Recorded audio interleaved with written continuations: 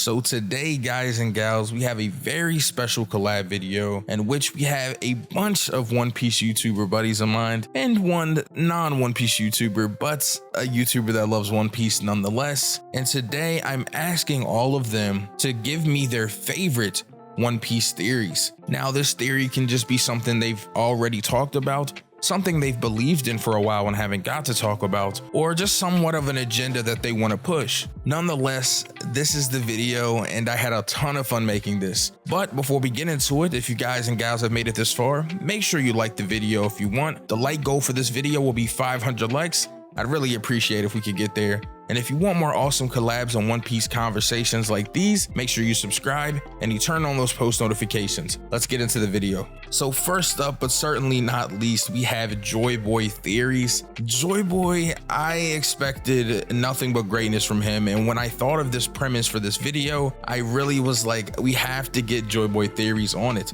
It's a video about theories. We gotta have them here, right? Anyway, let's see what Joy Boy had to say. Yo, what's going on, guys? It's your boy Synsei Inc. and today have a very special guest here today. Got Joy Boy Theories. What's going on, bro? I'm going good. How about you? Pretty good, man. Pretty good. Trying to get some stuff done today. Me and Joy Boy talked a little bit before I hit the record button, you know what I mean? So we're jumping straight in it, giving y'all the real, you know what I mean? But today, the video is I'm asking YouTubers, specifically One Piece YouTubers, to give me their favorite or their most wild One Piece theory. So basically a theory that you believe in wholeheartedly or something that you've been believing in, or it could be something new. So what theory did you bring today, Joy Boy? All right. See, I want to see if you've heard this or not, because this is a kind of popular theory, or it has been in the past. But it kind of depends on how deep you're in the community and how long you've been here. But if you haven't heard this before, I'm probably about to blow your mind. All right, you ready for this one? I'm ready. I'm ready. Crocodile is a woman. Crocodiles. I have heard the crocodile was Luffy's mother theory, but I've never gotten context on it because it sounded so ridiculous that I just didn't ask for any type of context. So I'm ready. Break it down for me. All right. No, so like, and I say this, right? I made this theory video back in 2016, and the theory is older than that as well. But not only am I saying crocodile's a woman, I'm telling you, honest to God, hand over my heart, I believe this theory. That's how persuasive it is. All right, you ready for this one? So I'm ready. Break it down. All right, so there was an old Japanese theory made in like 2012 or something like that, where some Japanese people basically figured out the inspiration for the 7 Chichibukai, Oda's inspiration for the 7 Chichibukai, and it was based on this game called Romancing Saga 2, which was an early 90s type video game. Basically things that today we wouldn't know about. It was a game that was exclusively popular in Japan. So that's where that came from. And so there was 7 playable characters in Romancing Saga 2. And I'm probably gonna skip over some of the details here because, you know, my memory isn't the best. But basically for 6 of the playable characters, they match perfectly with the original 7 Chichibukai. You got a puppet master like Doflamingo. You got somebody who's been body has been altered technologically and is called a tyrant like Kuma. You got a guy who manipulates shadows and animates living, unliving things like Moria. You go down the list and it's like one for one, it is perfect. And it's like, that Oda was relatively young in the early 90s when this game came out. So it makes sense, right? That he was a gamer just like anybody else. He played this game and was inspired by it. He wanted to create the 7 Chichibukai and was like, oh, you know what, this template sort of works and this will be sort of my foundation for the characters. There's a character just like Mihawk as well that was like your swordsman who had a strict code of honor. It was like perfect. But there's one Chichibukai that didn't quite fit, and that was Crocodile. The 7th playable character in this game was neither man nor woman, gender ambiguous, and didn't have sand powers like Crocodile. By the way, another playable character was an Amazonian woman who was like leader of all the women. So, but the one thing, the similarity between this last playable character and Crocodile was that this character's motivation was to find an ancient weapon or something like that. And so keep in mind here that this character, it's like very crucial to their character, gender ambiguous, both male and female. That's how it was in the game. And so this is all like interesting and stuff, but you know, Oda is inspired by a lot of things. And so there's some times where he could have been like, you know what? I don't like what this game gave me. You know, these other 6, they're great. There's another one just like Jinbei. I'm remembering these as I'm talking, by the way. But you know, it's like, but you know, this one that's I wanted to change it, right? So I Crocodile doesn't fit because, you know, Oda just didn't like that last character. Well, reason what casts a little bit of doubt on this, or maybe alludes to what originally inspired the Shichibukai, was in Impel Down, where you'll remember Crocodile was in Impel Down. Luffy came in there and essentially rescued all the prisoners inside of Impel Down. Ivankov interacts with Crocodile, and Oda tells us that they have some kind of history. They've got a past. Ivankov knows Crocodile's secret, whatever that is, and that secret makes Crocodile nervous or awkward. You know, you would have to read. It's in the freaking manga, right? There's an interaction between. I know exactly what you're talking about. Yeah. And so the theory is that Crocodile was originally a woman, very similar to the character from the game that inspired all the other Shichibukai, probably. And through Ivankov, he had his gender swapped, so he became a man afterwards. Wow, so Crocodile was a transsexual. Yes, that's the theory, and I gotta say, I believe this one. Will it ever come up in the manga? Will Oda ever confirm it? I don't know. This may be just, you know, an inside joke for the Oda and his staff, right? Like, they know what inspired the 7 Shichibukai, and they got a good laugh at this, including this tiny detail, and they don't ever plan to like pay it off to the audience, but to them it was just the most hilarious thing to sort of include this. That is, or maybe crazy. Maybe it's like, yeah, or maybe it has some sort of story importance as well. You know, maybe Ivankov and Crocodile, you know, Crocodile Revolutionary Army ties with Dragon. Maybe that comes up. I mean, Crocodile is going to show up sometime in the New World, right? So, and we know the Revolutionaries have a big role to play. So maybe there's something there in the story, and we'll see this. But that is crazy. I'm not gonna lie, Joy Boy. I've never asked for context because it sounded ridiculous. But I do recall what you're mentioning in Impel Down with Ivankov and Crocodile's interaction. Yeah, you can find it. That's kind of crazy. That's kind of crazy. So, so he was a woman first, and now he's a man, or he's a man. Now he's a man. Oh, yeah, he's a woman. He was a woman first, and then he got gender swapped into a man. That's wild. I wonder, like, why though? Like, I wonder. Because you know, this is he wanted to be a man. I understand. I know that he just wanted to be a man, but I mean, I wonder, like, when I say that, of course, I mean, narrative wise, I wonder if there was like anything that, like you said, if it's going to ever get brought up. That's crazy. I don't know. It may not. It may not. And if it doesn't, it won't change my opinion. Honestly, I believe this until the day I die. Unless Oda like straight up is like, you know, no, this is true. Right. Yeah, you know, I'm dying with this shit. Oda's the type of person, I don't think he'd do that. I think that he would just let the theories run amok.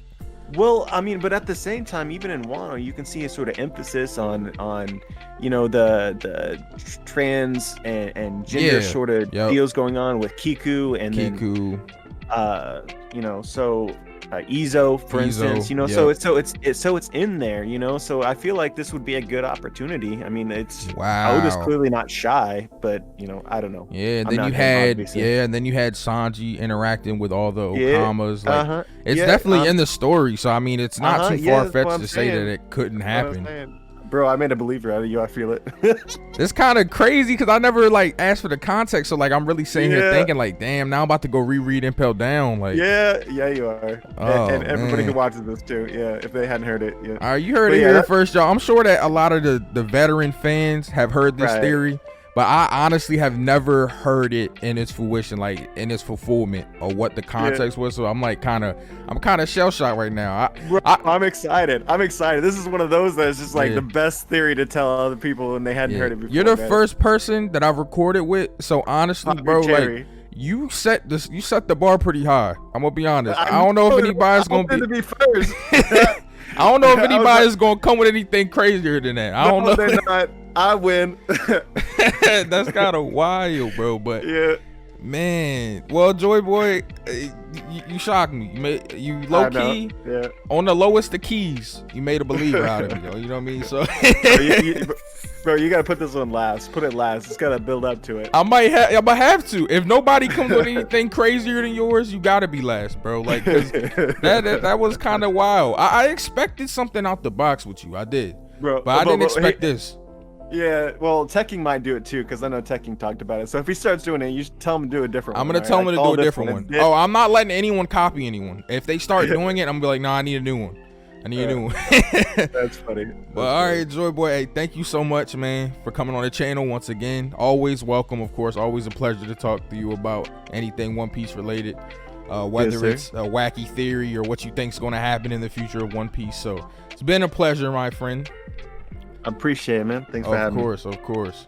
Next up, we had Tekking 101, someone that I love having on the channel. I love collabing with. It's always a pleasure to talk with Tekking 101. And every time that we collab, you guys are always asking for more. So Tekking's back once again, and he's going to collab with me and tell me what his crazy One Piece theory is. Let's see what Tekking had to say.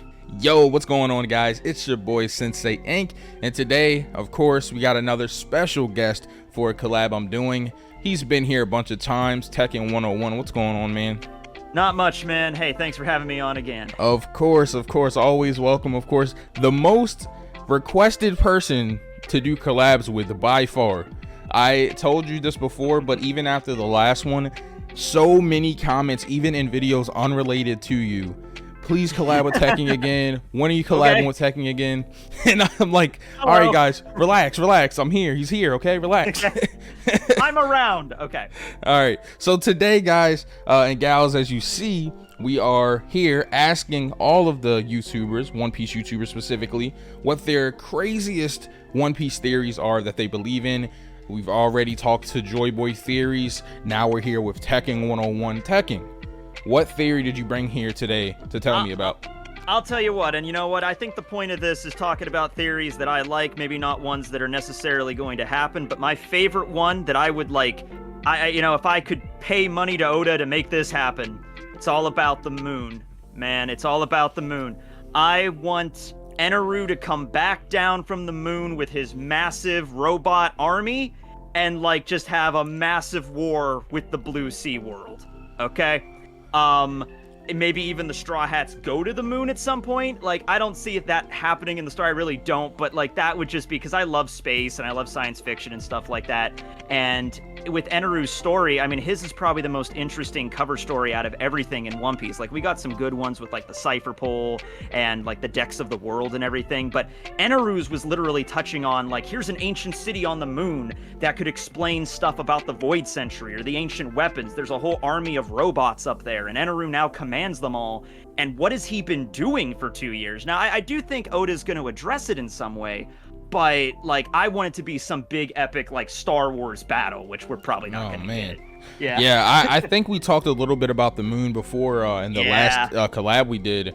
And I think even Mr. Morch put a video out there saying that Laugh-Tale could be on the moon, which I thought was really interesting. I mean, that would be crazy. I don't know about that. I mean, I will say this, like, in the episode where we got to see, you know, Roger laughed and everything, they deliberately kept it ambiguous, like, where they were standing. It was all cloudy and foggy and everything. But if you would tell me that was the surface of the moon, it looked kind of like the surface of the moon. Yeah, that's what I'm saying, man. Like, the moon is interesting, and I'm pretty sure, Tucky, correct me if I'm wrong, there are multiple moons in One Piece. Yeah, so when we saw, it's a little bit, I guess, not 100% certain, but when we saw the globe at Ohara, there were a bunch of things orbiting the Earth, or whatever you want to call the One Piece Earth. Right. People have said, well, maybe those are planets, and I'm like, they really do look like moons. But yeah, from what we see in the One Piece story, like when Carrot or these minks go into their Sulong, that there seems to just be one moon, but I don't know. Right. But yeah, bonus points if we could somehow get Uranos, the third ancient weapon, involved. Like, that would be awesome. Because Uranos is the god of the sky, and bam, the moon's in the sky. Enel comes down with Uranus. Hold on, yes! I could see it, because I mean, you got to think, right? If he's going to wage war on the entire, you know, ocean, he's going to have some good like firepower with him. So yeah, him having that ancient weapon would be crazy. Did you know at one point in an SBS, Oda actually, someone asked him a question like if Eneru was a pirate on the Blue Sea, what his bounty would be? Yeah, I do remember that. Yeah, Oda actually answered. It was 500 million, which at the time was absurd because this was before the time skip. But even with Eneru's power, and I even did a video about this, like what if Eneru fought against Akainu and the other admirals and the warlords? Eneru's strong, but I don't think he's the strongest in that regard. So yeah, he wouldn't be able to do it himself. He would have to come on down with like some crazy firepower. Like he found Uranus and he had to spend 2 years to bring it up and running or figure out how to power it, and then he comes down. Like that would be so cool. Yeah, for sure. Fun fact, also, my very first video on my channel was an Enel video. It was what would it be like if Enel came to the New World?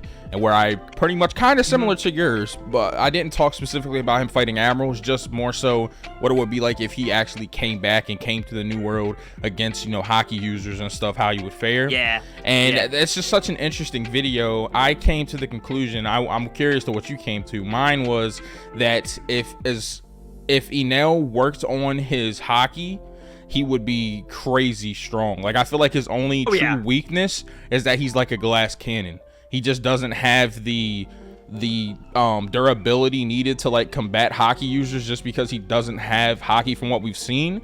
But he has mantra. Well, the mantra. I meant armament. Yeah, this is armament hockey. Yeah. He doesn't seem to have armament. Yeah. Yeah, from what we've seen. But if he like even gets basic armament, I think that his power level goes up crazy because he already has the destructive capability. We've seen what his fruit can do. Like, I mean, oh god, yeah. Like it's like crazy. That's basically what it was, where he had the power of this lightning Logia and no one could oppose him, and people referred to him as God because it's like they had no reference. So yeah, but I think even Oda said in that same SBS, he said, if Eneru came down to the Blue Sea, yeah, he'd be really strong. He'd have a bounty of over 500 million, but he wouldn't rule the sea. He's not that strong. And it's the same thing like what happened with like when Peckhams punched Caribou at Fishman Island. He was like, you know, Logias that think they're invincible have short lifespans because, you know. Yeah, exactly. Yeah, because Eneru would be like, you can't hit me, I'm made of lightning. And then somebody with hockey like Akainu punches him in the face and he's going to go down. I mentioned that in my video too. I think besides him being the glass cannon type of character, I think his truest weakness, which I mentioned, was a mental one.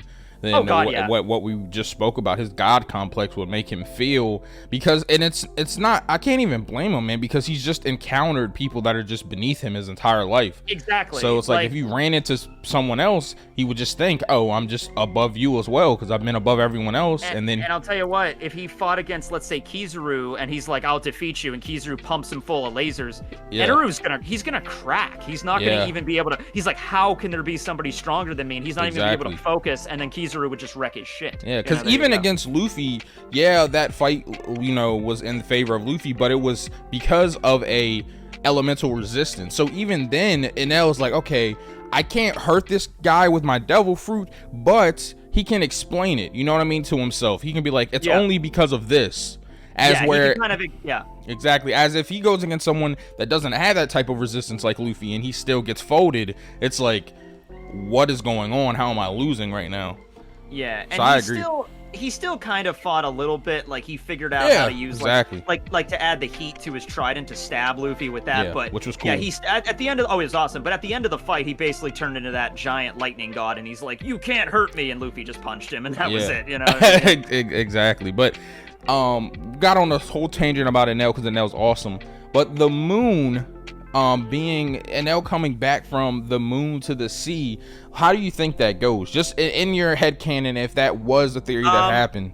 Yeah, so I think, like, okay, so the whole point of Skypiea was Eneru really wanted to go to Fairyverse. You know, he wanted to go to the moon, and he's like, the moon is like everything, that's his dream. So he goes up to the moon, and he encounters this city and the automata and everything. But I think he's, like, after 2 years, he's gonna get kind of bored with the moon. Because it's like, there's nobody living up there, it's just robots. So he might be like, okay, the moon is kind of boring, but what I could do is I could subjugate the earth, and then he leaves, and then he goes back down, because the earth is weird. I mean, the moon is weird in One Piece. Like, you can breathe up there, and you can kind of just float up. Like, you don't have to go through the atmosphere or anything. You can just kind of float up and float down from the moon, from what we understand. So yeah, I mean, I would love the Straw Hats to go and learn about what's going on in that city, but, you know. Yeah, no, I 100% agree. There's so much about Skypiea that's lore based and just like the true essence of One Piece, in my opinion. Just that sense of adventure, and that's why it's my favorite manga arc. And I just love everything about it, and Enel was like a big part of that. And I think getting a continuation of Enel's story would be really interesting. I don't know if it'll happen, but I would really be welcome to it if it was. Out of all of, like, think about it, like all the villains that Oda includes, I mean, not every single one, but like Crocodile came back, Lucci came back, you know, these you know, they're around, you know, they're not just like defeated and they just go away forever. Exactly. I would even like to see Arlong and like Captain Kuro come back, you know, what they've been up to, right? I had a theory because Arlong was captured by the Marines. What if Arlong became a slave in Marijois because he's a fishman? And then, you know, like when the revolutionaries break in and rescue everybody, Arlong gets freed. Like, what would he do at that point? You know, like that would be an interesting theory. Yeah, it's kind of like a really cool contrast to like where he came from to where he ended up. That'd be kind of crazy. That'd be really weird. Yeah. Oh man. All right, well, Tekken, I'll be honest, that was a pretty cool theory. I think that's a theory I've thought about before, but I wasn't exactly sure on where I'd want the theory to go in my head. But him coming back and waging war on the sea was definitely not it.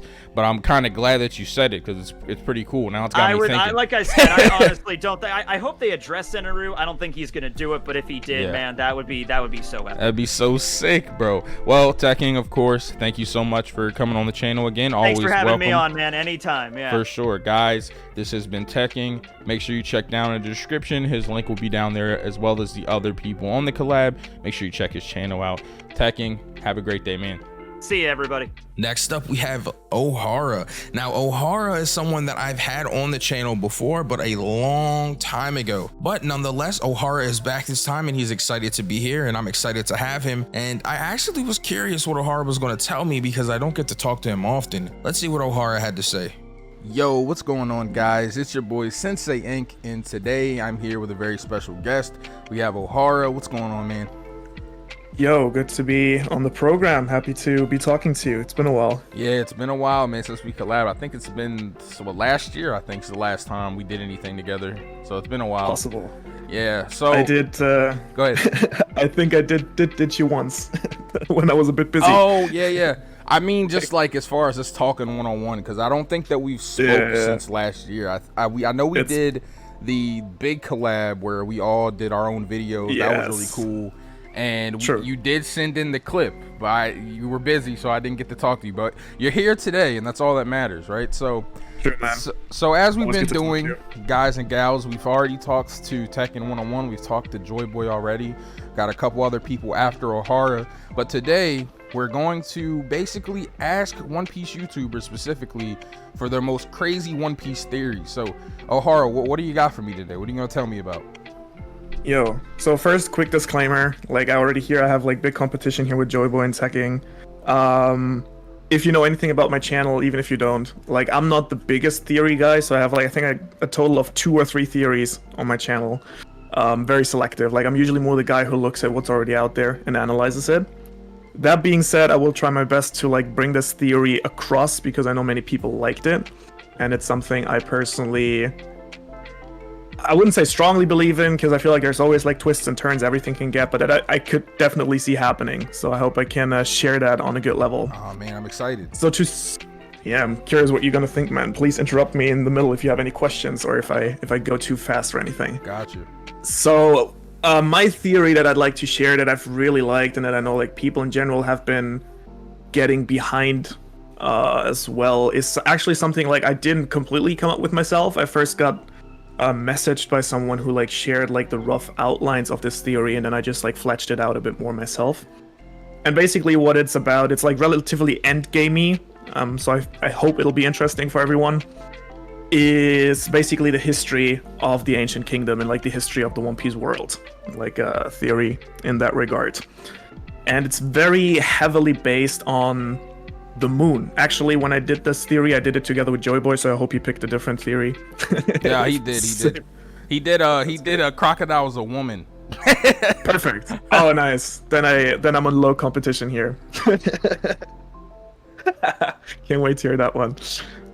Yeah, so basically, okay, so let me get right into it. So basically, this entire theory is based around the moons, right? So you know how the moon is like a very predominant theme in the story. You have the minks who transform when the moon's out. You have the moon like in the crest of the Kozuki. In general, like you have the entire Enel thing, Enel going to the moon and stuff like that. So it's just like something that we see repeated throughout the story. And the thing that starts this theory is basically this symbol. Maybe like when you publish this video, you'll can put it up on screen. It's basically a sphere with 8 other spheres around it. And this symbol appears in the Kozuki crest.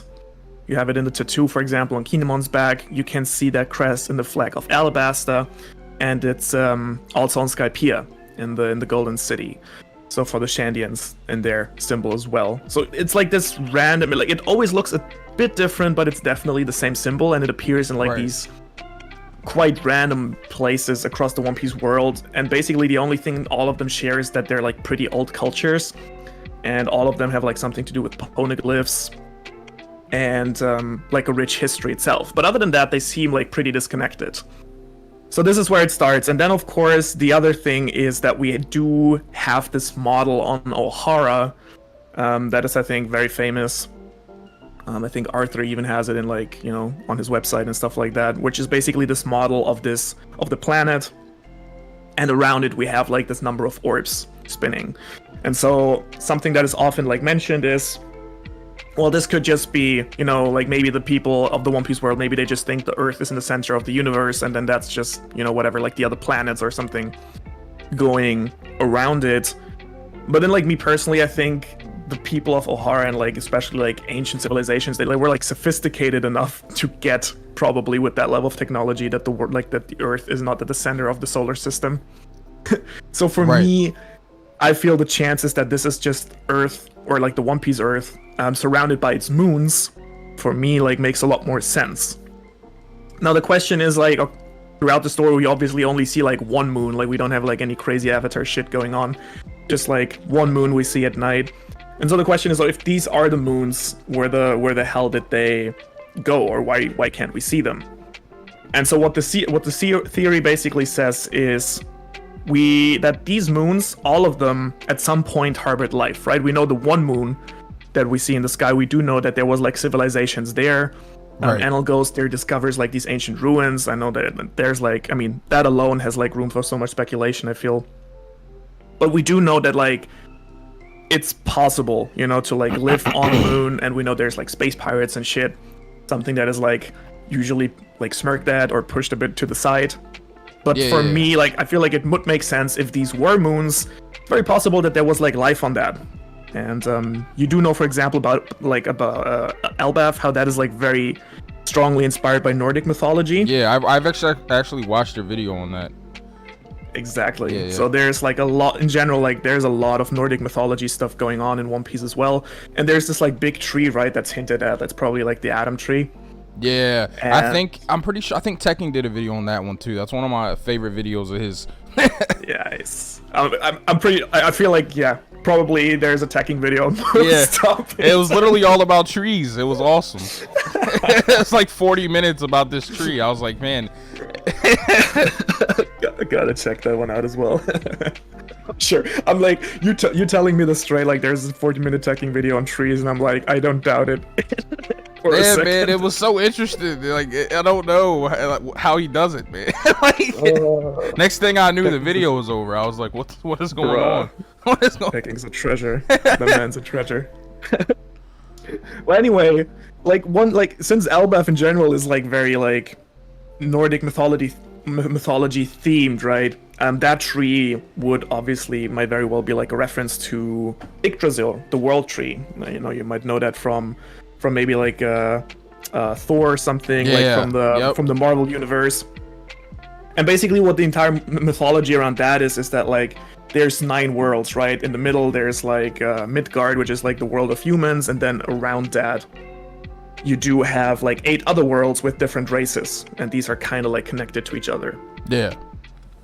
And so like going back to the moons, I feel like that would make sense. Like we have this symbol that is like 1 orb in the middle and then 8 orbs around it, which in that sense would mean that there's like Earth in the middle, or the One Piece world in the middle, and then 8 other worlds around it, right? Which in that case would be the moons.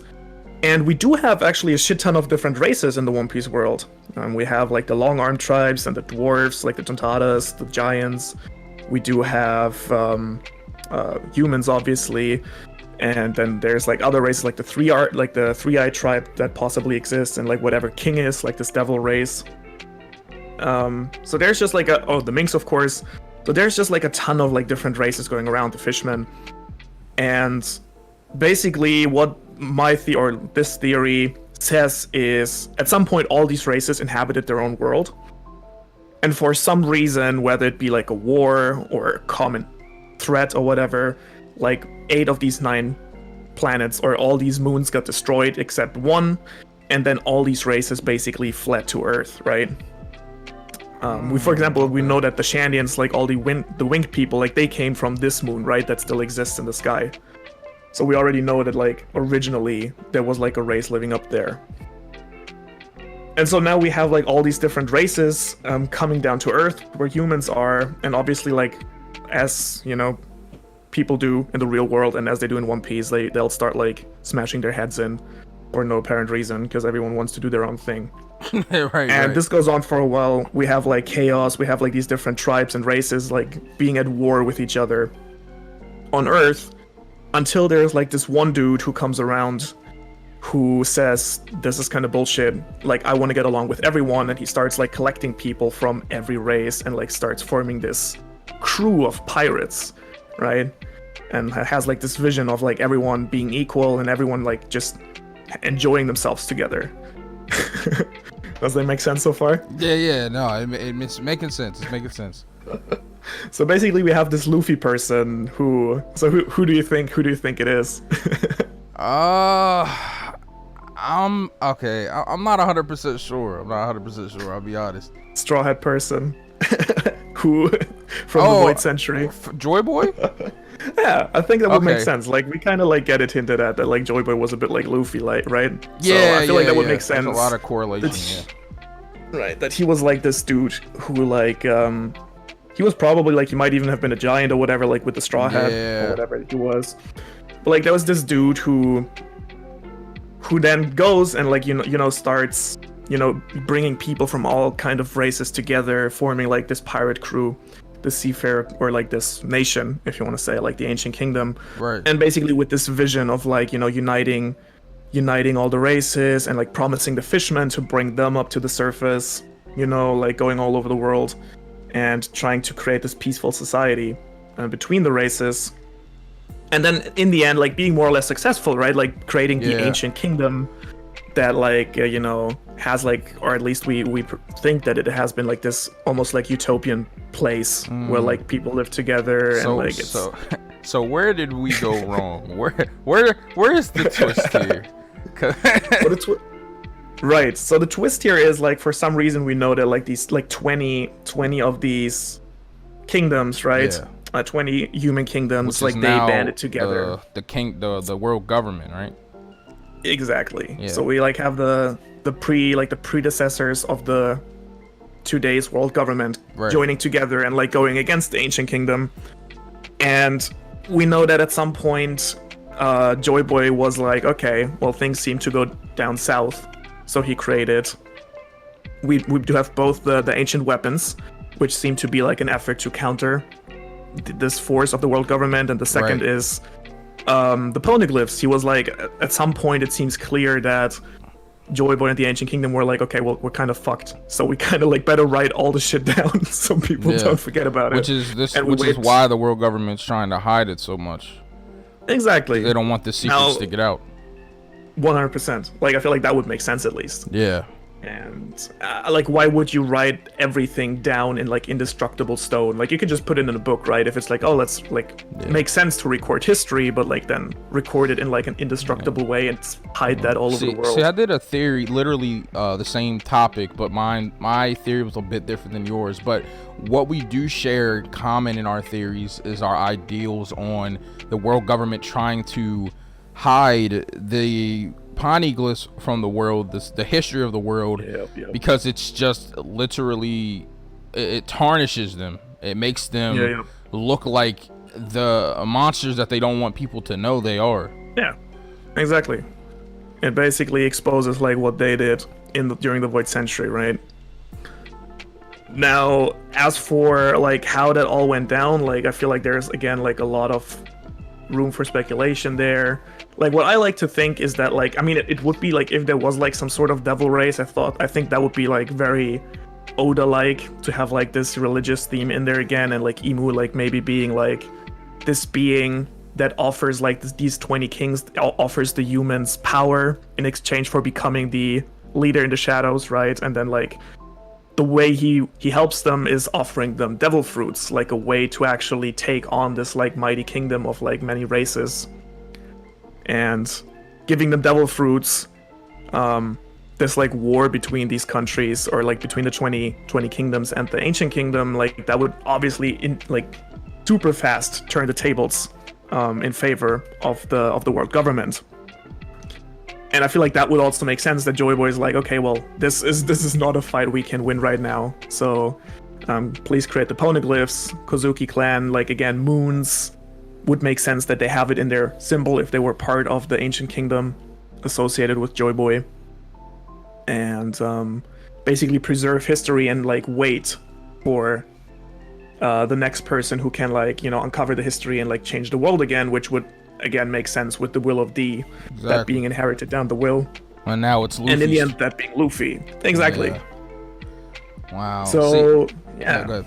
Did you have any? Sorry. I have like more like I know that there's like a lot of like attack spots on that theory, so I do have like some nuances. Yeah, but like let me know your initial thoughts. My initial thoughts before we get into that, but we definitely have to get into that because you know how the fans can be, man. They're crucial, bro. They'll break the littlest thing, like, well, there's this doesn't make sense because of this, and so we gotta break everything down for them. But initial thoughts, I really like this theory. Just assume this. Yeah, I really like this theory. Our theories are really similar. It's like my actual best performing video on my channel is this about this topic, and I really enjoyed making the theory. I think just thinking about the Void Century in general is like one of my favorite things about One Piece. It is fun. Because it's just like I love lore in general with anything fiction. So like any type of like stuff we don't know about that we can like really think about and speculate on is awesome. I think I agree with you 100% about the reasonings for making the poneglyphs, why the government's trying to hide them. I think we're pretty spot on that, in my opinion, at least. Also, just the whole thing with Joy Boy and him potentially being a giant is really interesting. I talked about that as well, because that scene with Emu in the straw hat. It's a big straw hat. And if you remember, and if you remember, Jaguar D Saw, he said that a lot of D members were giants. Yep. So like, and I think that's just interesting. I think it would be cool if and that's why a lot of fan art you'll see of Joy Boy like is a really big guy, because it's a possibility he could be a giant. I think that's really cool. Because at least if he wasn't a giant, he definitely ate well. Yeah, just a big guy.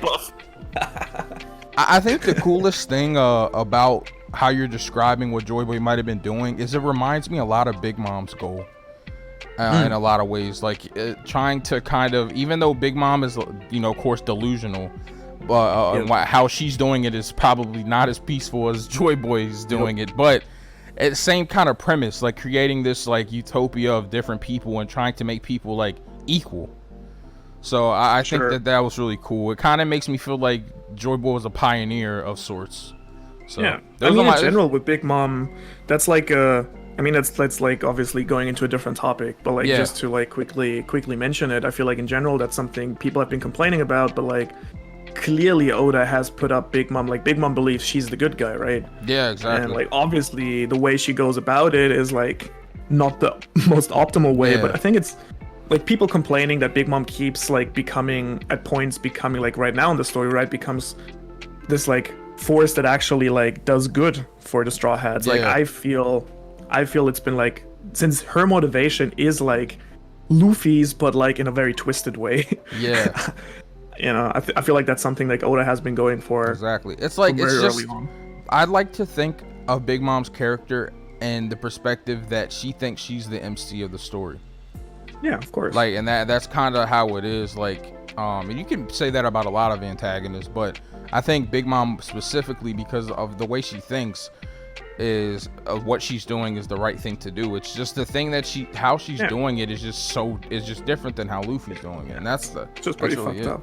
Yeah. I mean, like with Kaido, like he knows, like he doesn't want world peace. He just wants to like have fun. Yeah. And then like, I mean, I personally hope we still get more characterization for him in general in Wano, but like course. maybe he really wants to die, or maybe there's like actually something else he wants. But it's definitely not as noble as like saving the world. And like for Blackbeard, the same thing. Like he just wants to have fun. He just wants to be free and fuck around.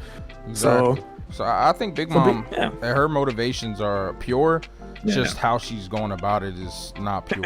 that's just kind of how I think about it. But let's just say it's not optimal. Exactly. But what are these defenses you have for the theories, or what things do you think people will try to like use against you? Right. I mean, like, first of all, obviously there's like a bunch of like assumption, like most theories that this is built on, that it's just like unconfirmed or like unconfirmable. Like, for example, is it like actually moons on that model? I feel like there's like, I mean, that's basically what the theory is about, but like obviously you can poke at that.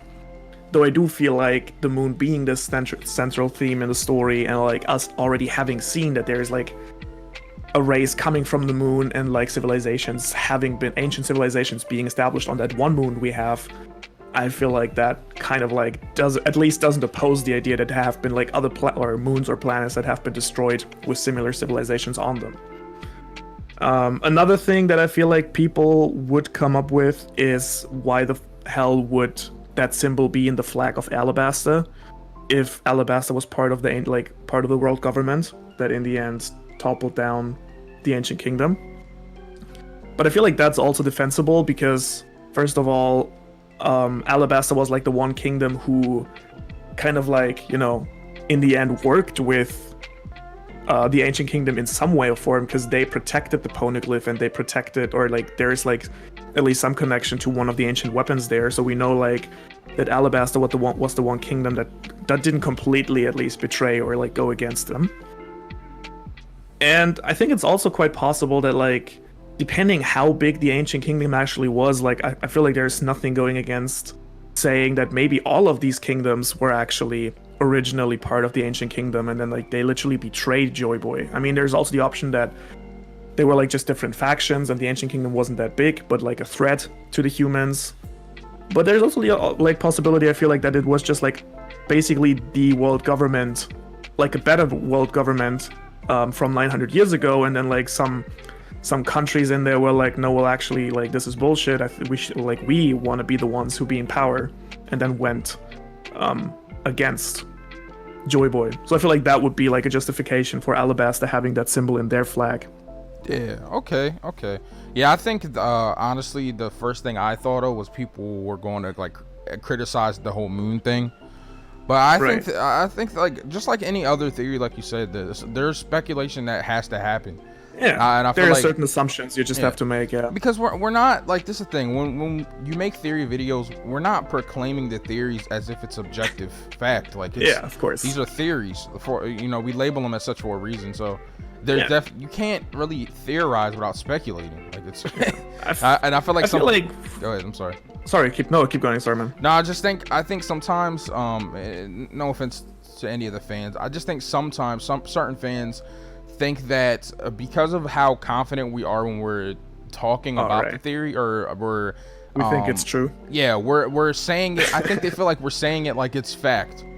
Just but a lot of times, for at least for me, it's just there's confidence, because when you're presenting something like a video in general, you have to have that confidence about yourself, you know, and talk that way. And I think sometimes people misconstrue that as us talking as if, well, this is 100% like true. This is, you know what I mean? And that's not the case. Obviously. I mean, it like gets a bit tiresome to watch if like every 2 seconds you're like, this might be true, but it might be wrong. Like, you know, obviously there's like always caveats to everything, but yeah, I agree. I mean, I feel like important for like theories is mostly that like they work with the current story frame. And I feel like as long as that's given and it fits in with the story we've seen so far, then it's like legit. And then obviously, like in the end, I would guess that like at least larger endgame theories, like there's like a very big risk that the probability that those are wrong is probably 99%. But it's still like, I feel like it's still, as you say, it's fun to speculate about. I think we all want to see like flashbacks to the White Century, maybe like an entire arc about it or mini arc or something. Yeah, exactly. We're definitely gonna get some information on it at some point. Like, there's just so much to cover that I feel like Oda wouldn't do us that dirty. He wouldn't leave us in the dark like that, man. I'll say one thing, and like this is actually like, maybe it's a theory, but it's like something I'm actually very convinced about. I personally think that Oda is definitely going to pull a really big mindfuck at the end of the story. Like, I don't think it's going to be, yes, the world is unjust and there has been the world government and this is the history, and then it's going to be like, oh, but Luffy changes the world now, and then like, you know, everyone is free. Like, I mean, that's going to be like the outline of it, but I'm pretty sure that Oda is going to pull like some sort of twist where it's like, oh shit, this entire world is actually not what we thought it was. I feel like there's going to be like a what the fuck moment, like this like I changes the entire way you look at things. I think the history of the Void Century is going to be that. Like, I think there's going to be something, because like, we can just say at surface level it seems like they don't want to tarnish the reputation of the world government, but it could be entirely something else that is just so detrimental. Because like how Whitebeard described it at Marineford, like the One Piece in general, and how it would like change the world, like I'm just like, man, there's probably some stuff on Laugh Tale that is going to literally shake up everything, like to the extreme. I kind of like, I'm not sure if it's going to be to that extent, but I kind of like hope or wish that it was like something on Attack on Titan level twist.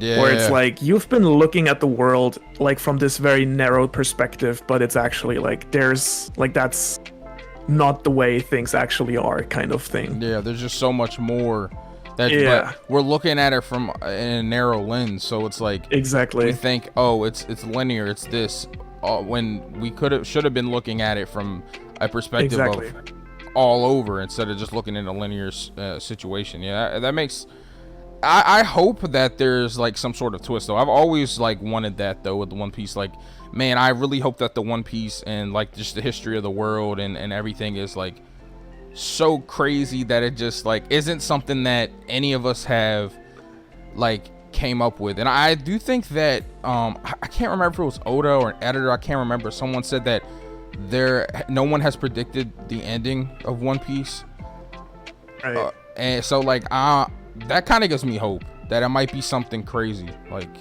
I'm very confident that it's gonna be like something interesting. For sure. But so no, that's why I personally think that, I mean, it's like the moon theory. I feel like it's just like something interesting to play around with. I personally feel like it binds together a lot of like these elements very nicely that have been like splattered throughout the story. It's like, how are these like countries connected? How is the symbol connected? Why is the moon so interesting? And so on and so forth.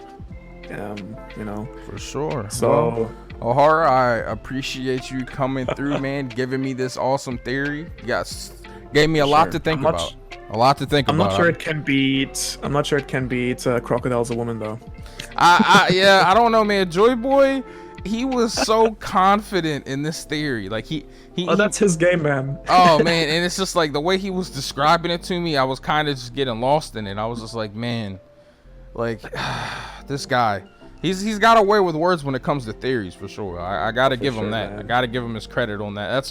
He was the first person I thought of when I thought of the premise for this video.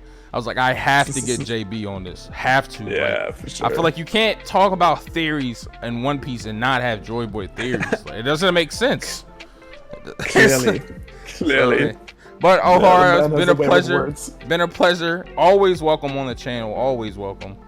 Man, always happy to be there. Pleasure, man. I hope you have a great. Well, I guess what is it? Day there, right? Where you're at? Oh yeah. Like it's like 12 at noon. I'm gonna have like lunch. Yeah, man. Enjoy. And will you enjoy your day? And I'm gonna enjoy my night. And I'm gonna go to bed. Sure, bro. Yeah, sorry to keep you up that No, way.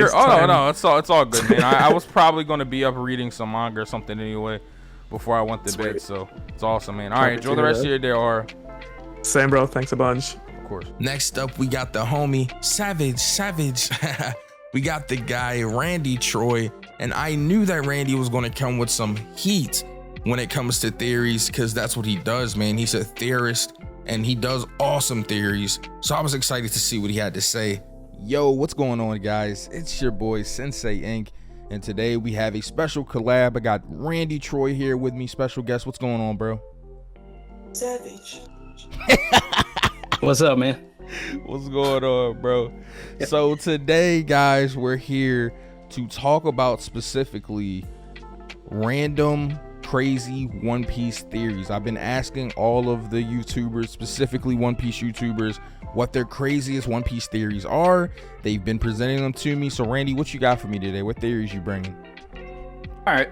So, you know, I mean, anybody that doesn't know, you know, like, I take my channel as, you know, a very speculative channel, something that, you know, we do a lot of theories.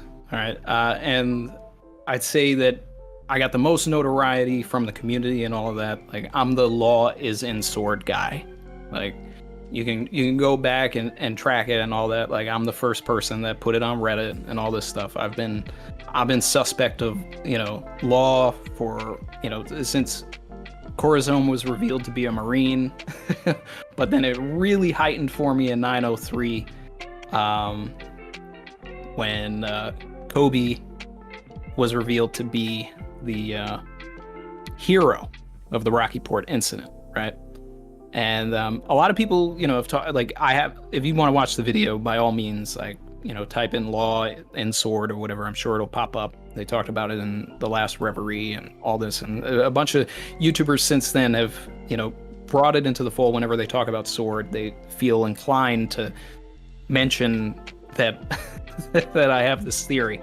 But one thing that a lot of them harp on but then forget about, and I just want to set the record straight, is that a lot of people feel that I believe law is in sword only because of Drake, right? And yeah, there's a huge Drake connection. You can go back. Drake is, you know, the first person that Law talks to. You know, how many people have you killed, Drake? Like, they share their very first panel together. They share their flashback together. There are moments where, you know, whenever we're getting caught up on the supernovas or anything like that, Law and Drake's pages are paralleled. Like, Oda has put these characters together for a reason. But I wasn't completely sold on everything until the Kobe connection. And then, you know, in 956 or 957, when we're told of Sword by name, and then suddenly Drake and Kobe are members, right? Two characters that are essentially directly tied to Law. A character whose whole, you know, purpose and everything in the will that he's inherited came from a secret Marine with Corazon, right? So it just, for me, it just sort of makes sense that if it came out that Law became a Marine. Now, a lot of detractors over the years, I guess maybe like over the past year, you know, they want to say like, oh, well, why would Law be a Marine? You know, like the world government killed his family and all this other stuff. Yeah, but that all stems from my belief that Sword is an organization that is against the Marines. Marines within the Marines that are against the world government, right? So, and I believe that Garp is the leader. So that would explain like a lot of Garp's flip-flop motives. And there's a lot to it. There's actually two parts, you know, so if anybody wants to know more about that and all of that, I go into, you know, like, people that are listening to this right now are probably already like, well, no, but this and this and this. Well, you know, watch the videos and watch you know, the video, and then you can see whether you believe it or not. But I just want, you know, like, when people put Law and Sword and my name together, like, don't leave out the Kobe part. The biggest thing is the Corazon thing, right? Because like Luffy inherited Shanks's will, a pirate, right? Even though Garp wanted him to become a marine. You know, it's like we see that time and again, like people inheriting the will of people that aren't their parents. So Law inherited Corazone's will. Corazone was a secret marine. And then there's also the element that Law, yeah, he does want to take down the world government. So he would do all of that. And then, you know, a lot of people also know me because I am like really big on Tama being a member of the Kurozumi clan, specifically Orochi's daughter. Now, the Orochi's daughter thing doesn't necessarily need to apply, but I would love for that to happen. And I want that for like emotional narrative resonance, because now Yamato has kind of taken this role, because I've had this theory before Yamato was a character. But I wanted a character that was the child of someone that was responsible for Oden's death, right? So it was basically saying like, all right, well, Oda is paralleling and putting Tama and Momonosuke like together all the time. Like, how crazy would it be if Tama and this orphan ended up being like an out of wedlock child of Orochi? Okay. Like the dude who, you know, just completely, you know, ruined his homeland, his birthright, killed his dad, whatever. So, you know, and here they are becoming friends and all that, and, you know, she's not talking to him with honorifics and all this other stuff, and like realistically, you know, even though it's Momo's birthright, right? If Tama was actually the child of Orochi, like by the law of the land as it is currently, she would be the one that's actually like the heir. So, you know, like that's the kind of crazy thing to me. They have the same hair color. You know, there's a lot of stuff with that.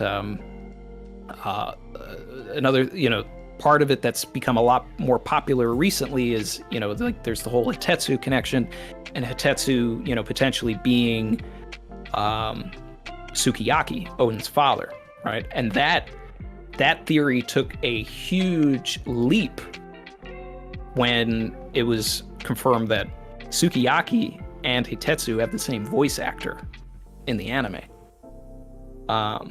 So, you know, now normally that, you know, wouldn't be necessarily like a huge factor, right? But in this instance, for two top characters to have that, you know, people want to say like, oh, well, you know, Bon Clay, Django, and Frankie have the same voice actor. Right. Okay. But like within the same arc though? Yeah, no, exactly. So, and then, you know, if that's the case, then suddenly Sukiyaki can become the shogun once all of this is over. You know, if he was captured by Orochi, etc. I have a whole video on this as well. It's called The Secret Lineage of Otama, so you can go and check that out if you want. Yeah, I've peeped that video. That video's gas. My man. So like definitely check that out. But I think, you know, my favorite theory that out of any of them, you know, like if Law ends up being in Sword, okay, like that's cool and it's a great twist. If, you know, I really do want Tama to be a Kurozumi, I think that would just create so many layers of just awesomeness in Wano, and we'd be able to go back and look at different things and all. I talk about that in the video, but the thing that I'm waiting for and all of that is I just want Vivi to come back, and right. It just you know, it makes so much sense. The next time I see you guys, am I still a member of the crew and all that? And of course, you know, they silently said yeah. Now with everything going on in the Reverie, and the possibility that the Alabasta Kingdom is being ousted by the world government, then, you know, that could potentially, you know, put Vivi on the run. I fully believe that the information that Wapol gave Big News Morgans is that, you know, the proprietary knowledge, something that only Wapol knows, is that Vivi was a pirate at a time. He saw her on the Strahd's ship. He's the only person at the Reverie that knows that information that isn't an ally. Right. So to give that information up, because he already doesn't like Cobra, he already doesn't like Vivi, slapped her when she was like 9. Yeah, he did slap her. yeah, he did. So, you know, like, him outing that information would give the government all they really need to go against Alabasta, to go against Vivi. Suddenly she's a pirate. Now she's got a wanted poster. Now it's, you know, her journey back to the crew. And these are the things that, you know, are happening during the act breaks that, you know, in between the scenes in Wano that we're not necessarily seeing. You know, and meanwhile, there are characters at the Reverie that have ways to get Luffy, to get Vivi back to them, right? Because you have, obviously, Sabo has a Beaver card to Luffy. We don't know what's going on with Sabo, but, you know, she could pull up with the Revolutionary Army. More likely, I think whenever the Grand Fleet shows up, she'll be with them because Sai and Leo both have Beaver cards that point to Luffy. Yeah, they do, actually. I forgot about that. So I could see her stowing away with them, especially if Cobra's the one that died. You know, there's a big theory, this isn't mine, you know, but the big theory in the community, the 2-9 theory, you know about this? Nah, what is that? So if you break down the can't remember if it's the kanji or the katakana or whatever, but all of the members of the Straw Hat crew that have devil fruits, right? So Gomu Gomu, Hana Hana, Hito Hito, Yomu Yomu, like all of this stuff breaks down to the numbers 1 through 10, excluding 2 and 9. So a lot of it was in an SBS. Oda kind of like treated it as a meme and threw it away. But people have always thought that like a member of the crew was going to come and have a devil fruit that landed in the 2-9 category. Like it had something like that. Okay. And people have broken down fruits that we've seen that lists that, right? And one of those fruits is the Nikyu, which is Kuma's. Oh, okay. So then there's also the theory that if Kuma is the one that died at the Reverie, then his fruit would appear somewhere. And what if Vivi eats it? Right? Vivi getting Kuma's fruit? That would be crazy. That would be crazy. And then she can like paw herself wherever she wants to go. That's so sick. Kuma's fruit is so cool, bro. I think the only thing that would bother me is that like you have to actually go through the travel time. Like it's not like an instant teleport, but it's still kind of cool, bro. Like if you think about it. Yeah, I remember that being like the first fruit in the series when I was, you know, when Thriller Bark was happening weekly and we had no idea what was going on. I was like, yo, this guy has so many powers that don't necessarily make sense with everything just yet. Like I need a I need a Hunter x Hunter breakdown of like what these powers actually do. Yeah, man. We need that them exposition panels, bro. Yeah, I need the Greed Island explanation. But yeah, I mean those are some of my favorite theories. Vivi's one of my favorite characters, so I'm waiting for her to come back. There's plenty of ways for it to happen. It's definitely happening before Elbaf. I think that because of her ties to Little Garden. You know, she was there when they met the Giants, when Usopp had, you know, basically essentially built his dream to go to Elbaf. So for Vivi to be there for that arc and to the end of the series doesn't make much sense to me. But yep. And then last thing I'll say, you know, because I talk about this a lot, is that Tama and Momo are going to be the apprentices on the crew to parallel Roger with Buggy and Shanks. So wow, I ain't gonna those lie. are some of my favorite theories, man. Yeah, you came with the heat today, bro. I'm not gonna lie, you came with the heat. You definitely came with the most content out of everybody. I ain't gonna lie, you set the bar pretty high. You set the bar pretty high. I will be honest, because like a lot of these theories too. I think it was cool about your theories that you brought today. I've heard about like only a couple, and that's only because I've watched your videos on them. Like the Law and Sword and the Tama theory I've heard about, but everything else you brought up I've never heard any of them. Not saying that you know you're like the originator of them, but like these are like theories that I don't normally hear in the community, at least from me, in my perspective. So I think that's really fucking cool. Yeah, man, I love these theories, and then also, you know, in addition to the Vivi theory, because I also have a video about Vivi on my channel, but I believe that Vivi is going to be a tie to the ancient weapons as well. You know, I think that all the ancient weapons are conduits for something else. So Shirahoshi is the conduit for the Sea Kings. Momonosuke is likely the conduit for like land kings, like Zunisha or something. You have any like headcanon on what you think her tie to it could be, or like how it'll end up? So I think that Vivi, it makes sense if Vivi is like actually Pluton, and you know, like I went back, I reread Alabasta and all this, you know, before, you know, I made my video, and like there is, and a lot of people always want to bring up like, oh, but the blueprints, yeah, but the blueprints could have been a countermeasure to the ancient weapons. So it's we don't know that, and then, you know, and the blueprints could have been factored into the Sunny and all of this, and like they're just waiting for Vivi to come back, and then suddenly now they have Pluton because Vivi will like activate and like understand. I don't know. This is all real like super tinfoil. Right. But if you go back to when the rain happens in Alabasta, right, and you look at the panel of Vivi.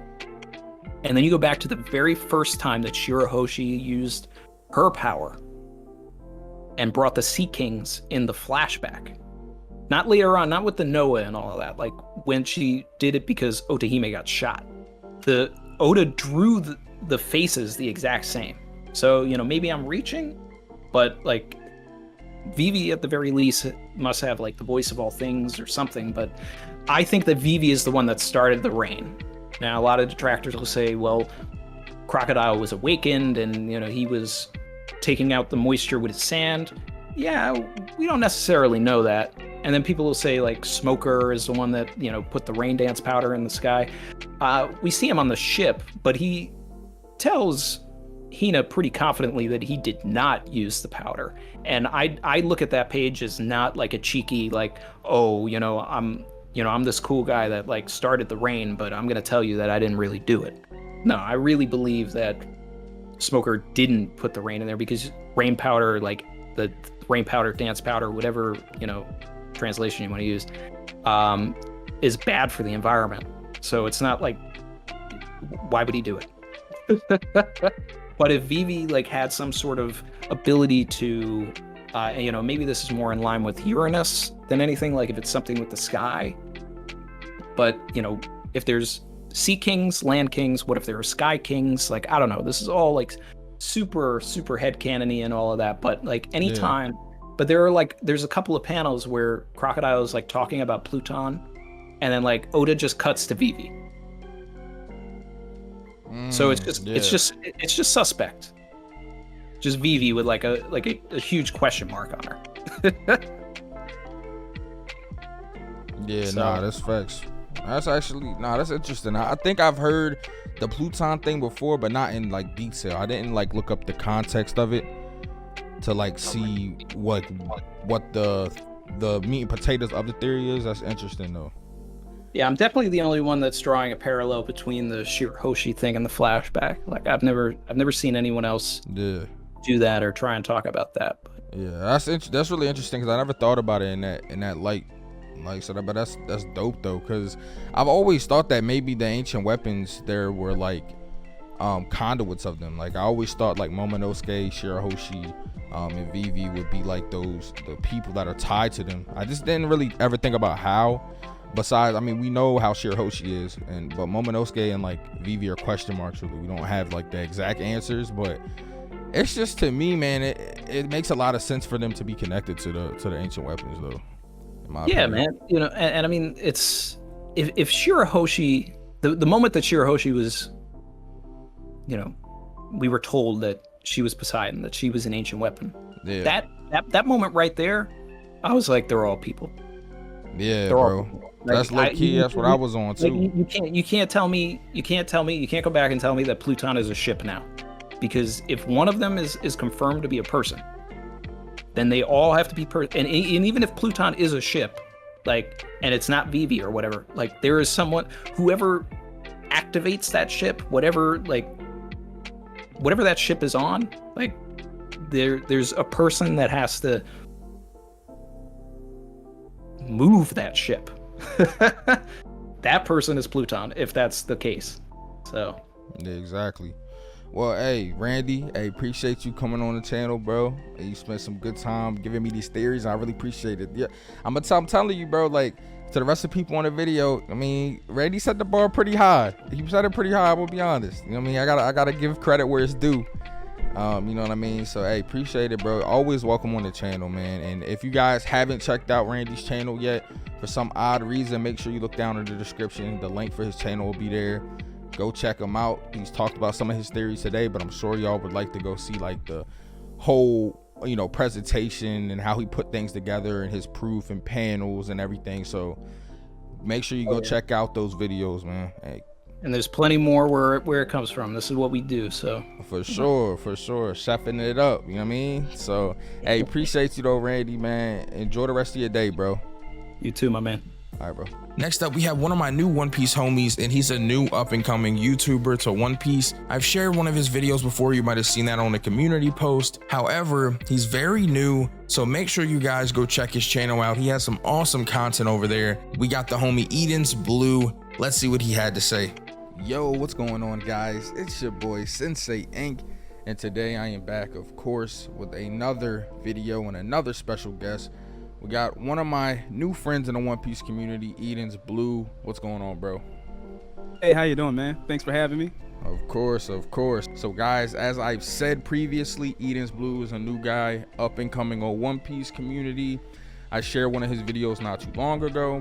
You guys probably checked that out. It was a poneglyph theory, really good video. Guys and gals, if you subscribe to anyone or choose anyone in this video to subscribe to, make sure you subscribe to Eden's Blue. The rest of the guys on this video have tons and tons of fans. Eden's is new and upcoming on the scene, and he definitely deserves that love, so make sure you check him out after the video.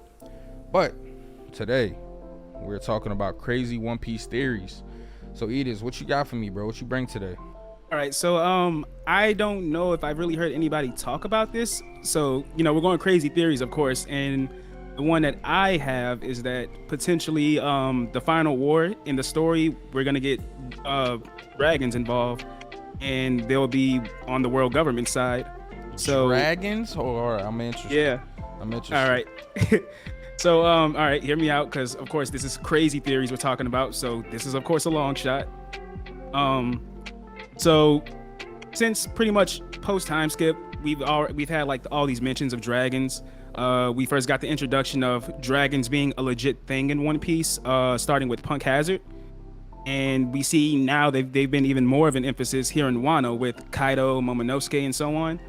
So what made me think of this was I was thinking back to this quote that Oda talked about some years ago during the whole conversation about the lurking legend. And it was, I believe it ended with him talking about how he's going to make Marineford look cute for what's to come in the story. Now, of course, many people speculated at the time he was talking about Wano, but I believe it was Grand Line Reviews who just recently made a video kind of debunking that, saying that Oda was referring to the final war of the story. And I was thinking like, well, what can make Marineford look cute in comparison? And I was thinking that, all right, well, what if we had dragons get involved? And I was saying dragons because when you look at Marineford, we had all these big names. But and in terms of species, the only thing we really got was giants working for the world government. And we had somebody like Oars, who was an ancient giant, coming in on Whitebeard's side. So I'm wondering maybe we'll get like a bigger culmination of different species that we've seen in the One Piece story. And I'm thinking what can be more beneficial in a war than dragons. Now, I say specifically the world government will have them because we know the world government has already been like this overpowered force in the One Piece world. They're pretty much the guys sitting at the top. Now, the part that makes me think about dragons is because of Dr. Vegapunk. So with Vegapunk, we've seen that, like I said, back at Punk Hazard, we pretty much had confirmation that he made the dragons that we saw on that island. We know Vegapunk has experimented on Kaido's lineage factor, or I guess in the Viz translations, they would be called bloodline elements. And I believe it was back during Whole Cake Island with Yonji explaining that the lineage factor is basically stepping into the realm of godhood, which allows you to essentially manipulate life itself. We know all life forms have the lineage factors and they can be manipulated, changed in some ways. We know devil fruits affect that. So we saw members of CP0 here in Wano talking about how the world government demanded that when Vegapunk made that fruit that Momonosuke ate, he said it would be, he said it was a failure. And I think we can agree that it's kind of hinting that Momo's fruit here in Wano just really isn't the case. It's not going to be a failure because we are expecting something to happen with it. So what I'm thinking is that, and again, it's a long shot, crazy theories, of course. Potentially here in Wano, CP0 could discover Momo's power. Since they talked about how it was going to be since they talked about how Vegapunk said it was a failure. Now, what I'm assuming is potentially it'll be something like after Kaido goes down, which CP0 is waiting on, they'll take advantage of that and potentially take samples of Kaido's blood, since we know he's been getting pretty much like beaten up and cut up all over the place. So potentially there are traces of his blood lying around that they'll use to return to Vegapunk and confirm with him that his fruit actually was a success and have him make more of these.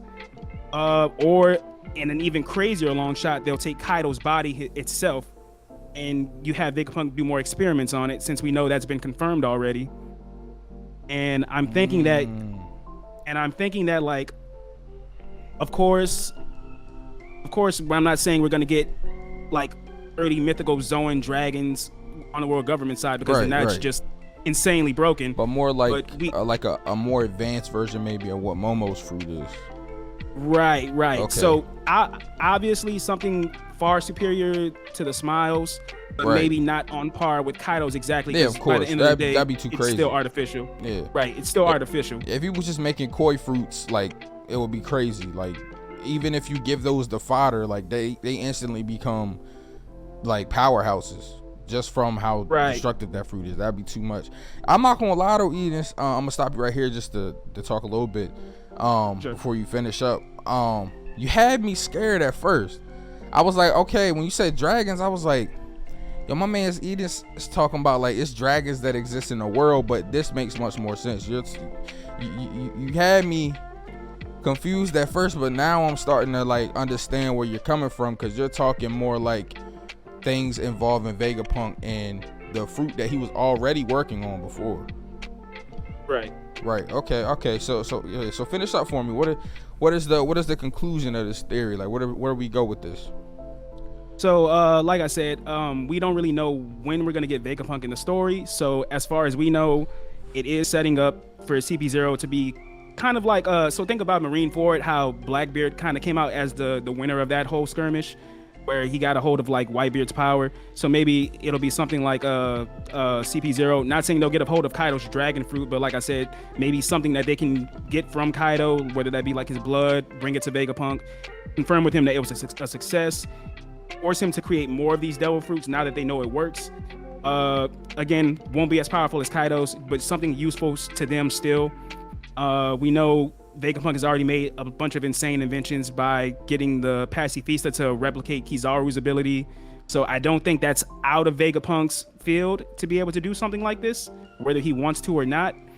And I can also just see celestial dragons who clearly see themselves as the gods of this world, forcing Vegapunk to make more of these. We know that, so I'm not sure if you knew about this, but dragon that was on Punk Hazard, its name is number 13, and it was named by a celestial dragon. Now, I don't think we know who, but we know it was confirmed in its Viva card that it got the name from a celestial dragon. And I believe in the Viva card, it also states that the celestial dragons have a fascination with the dragon species.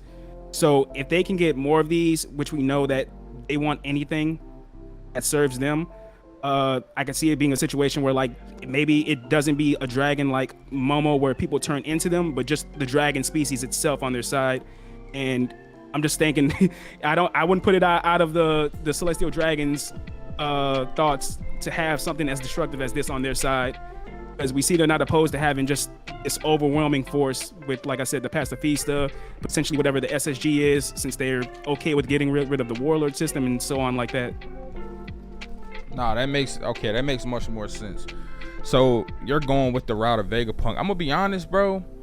I've always wondered like what Vegapunk's plans were, what he was trying to do, messing around with the lineage factor, messing around with Kaido's like DNA, and trying to, I didn't know if he was trying to manipulate it to create a fruit army like you're saying. I don't know if he was just like, because the thing is, I'm pretty sure I don't know if it was Oda or one of his editors, I can't recall, but I know there was a comment made that when Vegapunk gets introduced into the story, that's when we'll learn if the true history of devil fruits. So I always wondered, like, man, does this guy just have a genuine interest in this? Is he just a marine puppet? Is he enslaved? Like, there's so many questions I have about Vegapunk in general, and I'm just excited for the future involving him. I think that's Vegapunk and his reveal and who he is as a person is something that as a community we've been wondering for a while. Yeah, nah, I'd agree. When it comes to Vegapunk, as far as we know, it's been implying that he's been forced to do these things. Like, you know, I believe it was Frankie back when he was on his island during the time skip. They were talking about how he was this kind person. He just didn't have the resources to make everything he wanted. And then, according to Yonji, when he was explaining the whole lineage factor thing to Sanji, he said like Vegapunk, and back when Vegapunk and Judge worked together, the world government kind of found out about their studies and then forcibly captured the science group. Judge got away, of course, but Vegapunk was one of the ones to get captured by the world government. So it kind of seems like he just kind of being forced to do these things that he doesn't want to do, making all these destructive weapons. And seems like with the whole thing with Momo's fruit, we know now it's hinting that Vegapunk lied to them, because again, the potentials that this fruit can do, and he doesn't want something that powerful being in their hands. No, that makes 100%, man. This is actually a good theory. I think that you should like script this out and make a video on it, because I don't think I've seen too many people talk about this.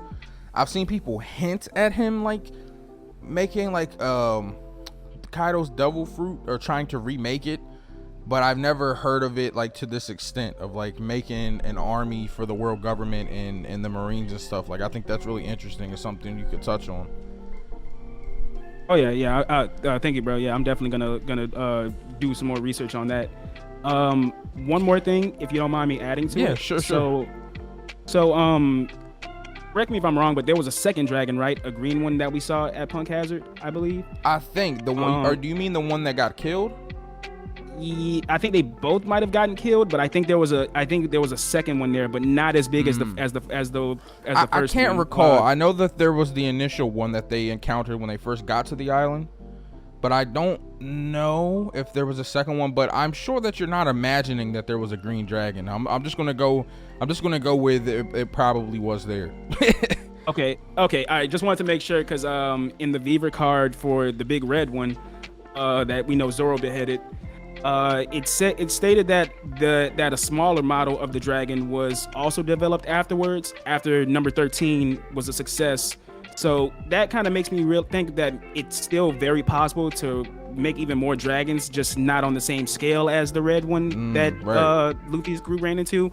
And again, we don't really know how accurate Momo's fruit is to Kaido's yet. Like, we see Momo is a tiny dragon, but we don't know if that's just because he's a kid, if the fruit just isn't as good as Kaido's. So, you know, the possibility is still open that Vegapunk can like replicate these just on a much smaller scale, strength-wise, size-wise, compared to Kaido's. Yeah, 100%. No, I agree 100%. Definitely, it's still open to like realms of possibility on that.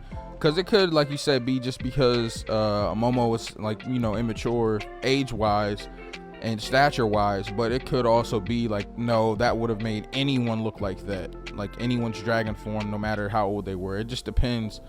I don't know. I'm kind of there with you, because we really don't know if it's his age or the fruit. So that's interesting to think about for sure. because it could have been that Momos was just like that because it's just incomplete and it's just not to where Vegapunk wanted it to be. Right. And then it's at the same time, I'm just thinking about what the world government can do to like bolster their forces, make their forces stronger.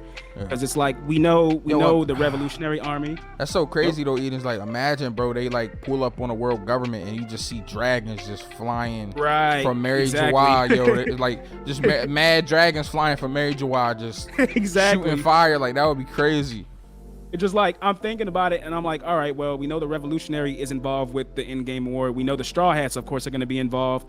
Probably more forces, like, of course, the Grand Fleet, potentially other countries like Wano, Dressrosa, Alabasta, who are all like friends with the Straw Hats. So I'm like, if all these people are coming together, how, like, what more can the world government do to stop them after getting rid of the warlord system? So it's like, maybe that could be a route. What if that's SSG, these dragons? Oh, could be. Yeah, could be. I was wondering that too. Who knows, man? But hey, Edens, hey, always welcome on the channel, bro. It's the first time you're on the channel. Hopefully you get to, come back, be on the channel some more in the future. Definitely appreciate you coming through. Guys, like I said, Edens link will be in the description. Make sure you subscribe to Edens, please. He gets a Synsei vouch of approval. You know what I mean? So make sure you check him out. He's got good content over there. We also share the same editor, so his videos gonna look just as clean as mine. Like, you know what I mean? So that's shout out to Big Sock. Shout out to Big Sock. Shanks is a One Piece. You know what I mean? But yeah, Eden, man. But nah, I appreciate you, bro. Enjoy the rest of your day, bro. Thank you, bro. Thank you for having me. Of course. Next up, we had the bro, my guy, Brago the Acer. As you guys will know him, BDALaw. And I was excited to just talk to him because BDA is super busy and I don't get to talk to him one-on-one as much as I'd like to. So it's always a pleasure to have him on the channel. Let's see what BDA had to say. Yo, what's going on, guys? It's your boy, Synsei Inc. Of course, we got the homie, BDALaw. What's good, bro? Doing good. What's popping, bro? What's popping? Hey, chilling. Hey, of course. So, you know what I mean? A lot of people have been asking, and hopefully in the future, I talked to, Brago behind the scenes. He said, we'll figure something out. I know y'all been asking, yo, when you gonna collab with Brago for real? Like, make it happen. We'll talk about it at some point. We'll figure it out. But for now, I'll give y'all a little appetizer. You feel me? Got my man. We was talking just then about, of course, crazy One Piece theories, and he was talking to me about one I haven't heard before, about Blackbeard getting a One Piece before Luffy. So finish explaining that to me, because that was actually mad interesting. Yeah, so like I think how everything's been set up from the beginning, it's a battle with Luffy and Blackbeard, at least a battle of ideals and beliefs, and they're so similar but so different at the same time. So I think Oda's gonna continue with that whole portrayal and narrative where they're gonna just continuously one up each other, but Blackbeard is just gonna every single time edge Luffy out. Not saying that ultimately Blackbeard's method or route is the correct way, but just showing that Blackbeard with preparation and everything he's been able to do, like there are other ways to achieve your goals, which with how things have transpired so far with Luffy as opposed to other individuals, it seems like Luffy's way has been the best way. But I think we can argue right now Blackbeard's method has worked out even better than Luffy's method, because he's already a young. He's been accomplishing everything he's been trying to do so far. Everything he's wanted, he's accomplished. So I think that continues. So when Blackbeard actually gets the Laugh Tale first, and he would find a One Piece before Luffy, but I think what happens is that he doesn't care about what the One Piece is, because the One Piece ends up being a story about the ancient kingdom, etc. And I think Luffy would be offended by that he'd made this journey, took all these shortcuts, and he got to this point, and then he essentially didn't care about what was there. And then I think at the end, it would be a battle on Laugh Tale, a battle of beliefs, because whoever comes out on top, then it kind of justifies the route. Somewhat to the effect of what Doflamingo said about, whoever wins make the rules, whoever, who has the power, etc. And I think it's something like that. But I think Blackbeard is the one that actually finds the One Piece first. That would be so cool too, bro, because it would create this like contrast to Whitebeard's speech at Marineford too. Like it would kind of be like Blackbeard, even after Whitebeard's dead and gone, opposing what he said then. Cause I feel like Yeah. Blackbeard just kind of this whole time he just been doing his own thing, like regardless of, you know, how people feel about it. I think that would even like push his character even more for me, make him even more interesting. No, facts. I think it's Blackbeard's gonna have a lot more character moments. I'm still, I mean, I can't wait for another interaction between him and Luffy. Like I remember, because even because Luffy has gotten the edge on Blackbeard before. Let's say for instance in Dressrosa, because Blackbeard was going after the Murmur no Mi. Exactly. And Luffy through the help of Sabo, because low-key I think if Sabo wasn't there, Burgess probably would have gotten it in some way. Yeah. Right? But this is another way where it's like Luffy's friends and his people around him, they're coming to aid him. Yeah. And that helped him be successful. So I Sabo think did that man greasy for real. yeah. I mean, Burgess thought he had it. He thought he had it in the bag. And so that interaction is always interesting. And so I don't know if that's too crazy about Blackbeard finding the One Piece first. I remember I mentioned to you about Killer and him being a Three-Eyed Tribe member and having some connection to Pudding and Big Mom, and that may come. So where did that like stem from? Because I know that sounds like an original theory, because I don't think I've ever heard anybody say that. It was something we talked about in stream like months ago. I think somebody brought it up, and we just went down a rabbit hole about how we've never seen his forehead or something like that, and how Kid needs its own way to kind of find One Piece, but then that's basically betting on Kid's relevance going forward, and if Oda's gonna build him up to actually be a worthy adversary, because I don't think he's been that way so far. Yeah, for sure. But that's just kind of crazy. Like the more you think about it, it's like, why give Killer 3 eyes? Yeah. But like I'm like, okay, Oda mentioned it before in Whole Cake Island, so it probably is going to come up again, but Pudding could be the the last surviving member, things like that. I mean, there are other out there things that I've read and I talked about before, but these are all based on like quote unquote spoilers that came out that people said they saw. One is about and it's crazy, I wish I had it in front of me, but it was one about like how Kaido has a son and a daughter, and this came out in like 2013, and before then it said Kaido has a son and a daughter. Saying Luffy's gonna get captured again. I think another one was Kaido is Zoro's dad. Yo, they was wilding for real. Yeah, it was Bro, a bunch of crazy shit. I'm so curious, bro. Like, we really gotta like at one point, idea I had was to really sit down with some people that was like from the One Piece community of old, like from what I mean, and really get and pick their brains about how different the community was back then, because I've really only been around for about a year and a half. You know what I mean? Right. So like everything is new to me. You know what I mean? And I don't know, like when I hear shit like that, like I'm like, I've never heard nobody say it, so I'm like, that just makes me wonder, how was like the whole like community back then? Like, were people just a lot more wild with their theories and takes back then, or was it like more tame, or like how was it back then?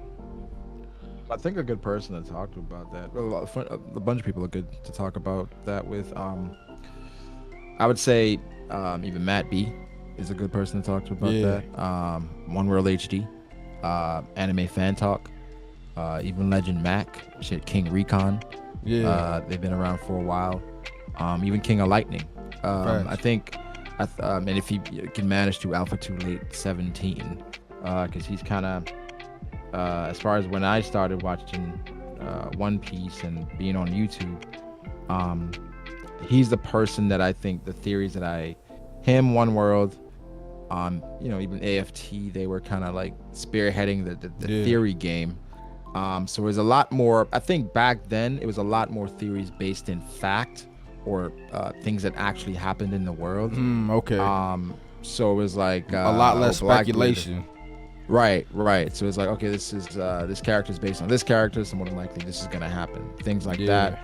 It was using real life examples and connecting them that way, as opposed to how theories are now, which is like more speculative. So they were using like for instance maybe historical figures or like Japanese mythology and stuff like that, things that happened in history, and comparing it to the story that way. Yeah, exactly. It was exactly like that. The only thing is like Oda never really does a one-to-one in regards to a lot of these lore and these, you know, these historical figures. It's like he pulls from a bunch of different things and creates his own thing, right? So it's like you have to kind of be careful when you just pull like historical facts. I remember one that I saw back then was like Alpha Too Late. He made a theory about Lindbergh. I guess Lindbergh, for the revolutionaries, I guess back in the day, the guy named Lindbergh, he had betrayed his faction or whatever. So he's saying that Lindbergh is going to betray the revolutionaries because of the historical figure. So shit like that went on a lot. That's fire. It seems like to me, Oda, like, he does pay attention to historical figures in mythology, but his like, there's always different variants of like in different stories that are told about certain instances in history. Like if you think about like, we'll just use the story of Adam and Eve for instance. There's so many different tellings of a story like that. So it kind of, to me, it seems like maybe he's picking pieces from different perspectives of these like things instead of just one-to-one like you said. Yeah. I mean, I think because I think just through One Piece and the story over the years, I've kind of realized that Oda loves being unpredictable, right? For sure. So everything, not everything, but most of the things he does, it's like, oh, I bet you didn't see this coming, right? I bet you didn't anticipate this, right? He probably, Oda funny as shit. He probably be just sitting back laughing, yo. I'm telling you. He got a burner, bro. Like he got a burner. Like I'm for sure. Like when I think about like all the interviews that come out, and he's like, some either his people connected to him or his actual editors, they're coming up like, we've seen a lot of videos and theories about the end of One Piece, and he said nobody's even close.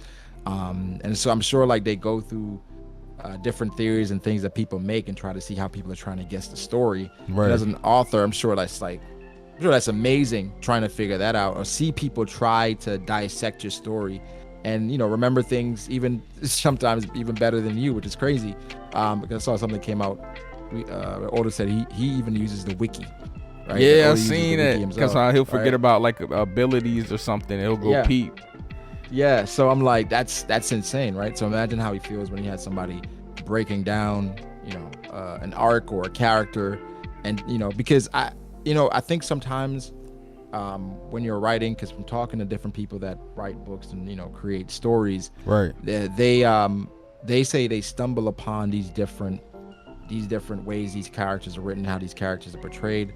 So in their mind, they're thinking of character interactions and characterization, but not as deeply as someone analyzing a character.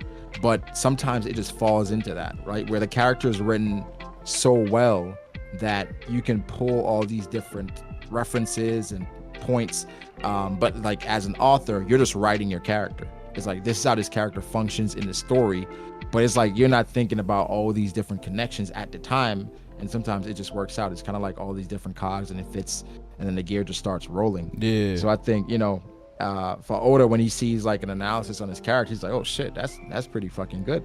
Didn't think about it like that, but that's really cool. So I think it's the same way with like how he does with the theories and what he pulls from, etc. It's just to fit the story, but sometimes it just it makes more sense from different perspectives. Yeah, for sure, bro. Well, hey, Brago, I appreciate you coming on the channel, bro. Got to talk a little bit about the theories and just some other stuff, man. It's always a pleasure talking to you, bro. Thanks. Likewise, appreciate bro. It, man. Of course. Appreciate it. All right, man. You have a great day, bro. You as well, bro.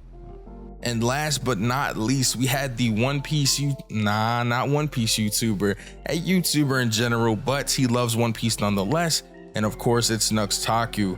Let's see what Nux Taku had to say. Yo, what's going on, guys? It's your boy Synsei Inc. And today, I'm doing a special collab video. I have a special guest with me. Been on the channel a few times before, Nux Taku. What's going on, man?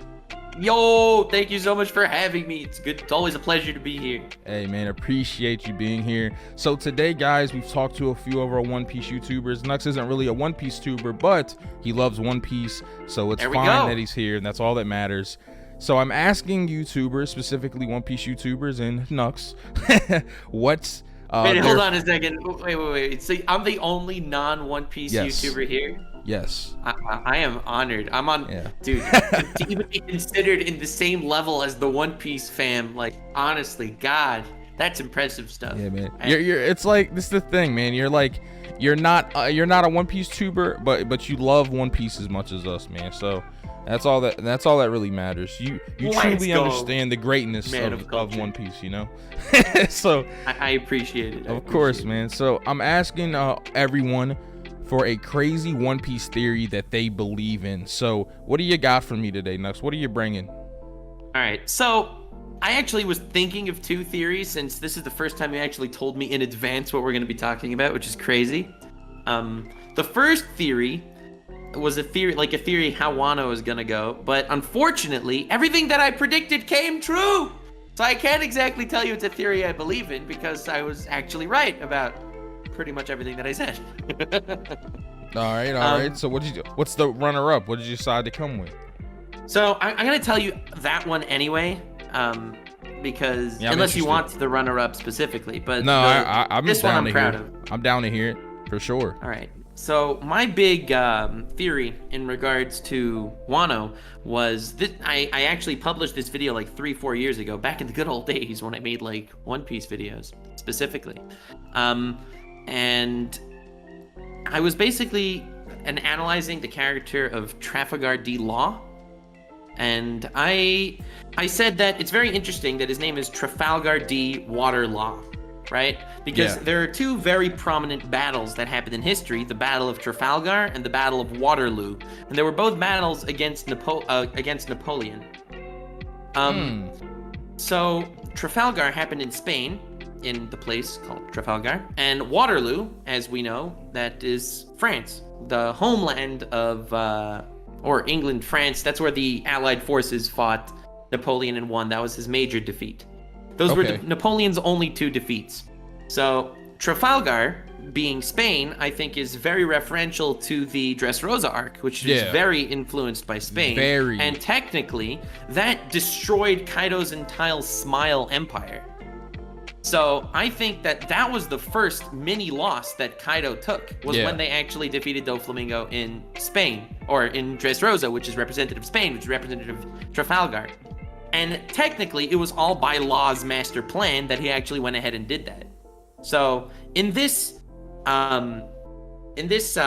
moral, let's say, I would say that the figurative Napoleon in this discussion would be Kaido himself. I know he's slightly taller than Napoleon was. But, right. I mean, on a figurative level, Napoleon was sort of an emperor who took his power by force. Until then, the emperor was like a divine right of king, sort of. It was like the king and then the king's son. Napoleon came out of nowhere with strength, and that's how he got his title, which is kind of similar to how Kaido became an emperor, because he's the strongest as opposed to the most influential politically or whatever. So I think saying that Napoleon and Kaido are going to have similar themes it's a very interesting way to look at One Piece, especially because Trafalgar D. Waterlaw is similar to Waterloo, which is the main battle in the homeland of Kaido, or in the homeland of Napoleon, or Kaido in this case, which I think is the big finale of the actual Wano arc. Now, before Wano started, I said that the way the Battle of Waterloo actually went was you had the Allied forces, which in my mind at that time was the British and a whole bunch of different fleets that came together to actually fight. I think that that's very similar to Luffy's crew being the British in this, metaphor. And the Allied forces, they're teaming up with Law. They teamed up with, Marco showed up, right? That would be like the Allied forces, so to speak. So I said that there would be a bunch of good guys coming together to fight against Kaido in this war. And the reason why Napoleon ended up losing that fight was because there was a rebellion at the time that caused him to eventually fall. Wow. And so and back then I was like, okay, gamers, that's why the whole arc in Wano will take place. They're gonna have to cause a rebellion in Wano to eventually overthrow Kaido. And lo and behold. Wow. So you caught it a while back. I remember you mentioning. Oh, and actually, even cooler. Okay, fine. Yeah, what you're saying? I think I remember you mentioning this theory slightly. You didn't go into details, but I remember you made a video. I think it was when you were trolling the One Piece community. Yeah, I'm pretty sure. I think you mentioned it in that video, actually. Yeah, but in Video more was detail, hilarious, by the way. Oh, thank you. I appreciate it. But in this theory, I also said something else, which I was also blown away that it came true. I said that I should have watched my video before I actually. I thought I remembered it better. But basically, I remember saying that X Drake would rebel because X Drake is similar. I think in that video itself, I said X Drake would work for Kaido and betray Kaido. Because he was similar to a marine type in history. And I don't know, I thought that was actually all in all really cool theory, and I was happy to see a lot of it actually work out. I also said that I thought very likely Law would die. That would be like his big finale, because Trafalgar and Water Law, that's Law. So that's just really cool, and it goes to show, and I think the point you were making in that troll One Piece video was that you can make very intriguing theories if you just do like a little digging and find stuff that could like correlate. And I think that that's really cool that Oda's like, if it seems to me that you're spot on. I don't know if Oda was using those battles, but it seems that way, just the way everything seems with Law's name. But that's really cool. It's too coincidental. Yeah, it's way too coincidental. Exactly. It's just really cool that Oda is using like historical battles, man, like to help him create these power struggles. That's awesome. I mean, there was no little girl in Trafalgar turning people to toys, but aside from that, it was like dead on, man. Yeah, man. The whole premise of it, that's awesome, bro. So I was gonna go originally with like the One Piece space theory, but I figured someone else would say it. Oh, so teching. Yeah, I'm not surprised. That's immediately as soon as we started, he's like, "All right, this is about the moon." I was like, "All right, let's go. I'm here." Yeah, I knew someone would say it, so that's why I said this one. Joy Boy hit us with the crocodile is a woman theory, which I've heard a billion times, but I've never got full context on what the theory was, because I thought people were just memeing. I didn't know it was a real theory. So yeah, it's a real theory because he knew Ivankov. Yeah, he explained it to me, and I was just like, what? And then Ohara, he came on and he told me his theory about the ancient kingdom, which was really interesting. Me and Ohara told me his whole theory. Our discussion was 30 minutes. Damn. We had a 30-minute portion. He literally broke it down for me step by step. It was awesome. I was so engulfed in it. I was like, bro, I'm gonna definitely watch that.